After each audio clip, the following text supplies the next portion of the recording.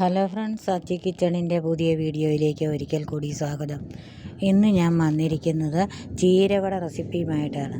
കുറച്ച് കടലപ്പരിപ്പ് എടുത്ത അതേ അളവിൽ തന്നെ പട്ടാണിപ്പരിപ്പ് നല്ലതുപോലെ കഴുകി വാരി 4 മണിക്കൂർ കുതിരാനിട്ട് കഴുകി വാരി വെച്ചിട്ട് വെള്ളം അധികമില്ലാതെ അരച്ചെടുക്കണം. 2-3 വറ്റൽമുളക്, 1/2 സ്പൂൺ പെരുംജീരകം, 2 പച്ചമുളക്, 2-3 വെളുത്തുള്ളി ചെറിയ കഷ്ണങ്ങളാക്കി അരിഞ്ഞത്, ഇഞ്ചി, ഇതെല്ലാം അരച്ചെടുത്ത് കടലപ്പരിപ്പ് അരച്ച് വെച്ചിരിക്കുന്നതിലേക്ക് ഇട്ട് കൊടുത്ത് കറിവേപ്പില ചെറുതാക്കി അരിഞ്ഞത്, ഒരു സബോള കൊത്തി അരിഞ്ഞത്, നമ്മുടെ ചീരയിലയും ചെറുതാക്കി അരിഞ്ഞ് നല്ലതുപോലെ ഇളക്കി ചേർത്ത് ആവശ്യത്തിന് ഉപ്പും ചേർത്ത് നല്ലതുപോലെ കുഴച്ചെടുക്കണം.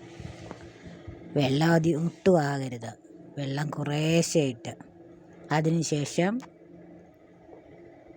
ഉരുട്ടിയോ പരത്തിയോ എടുത്ത് വയ്ക്കണം. ഞാനിവിടെ ഉരുട്ടി നീളത്തിലായിട്ടിരിക്കുന്നത്.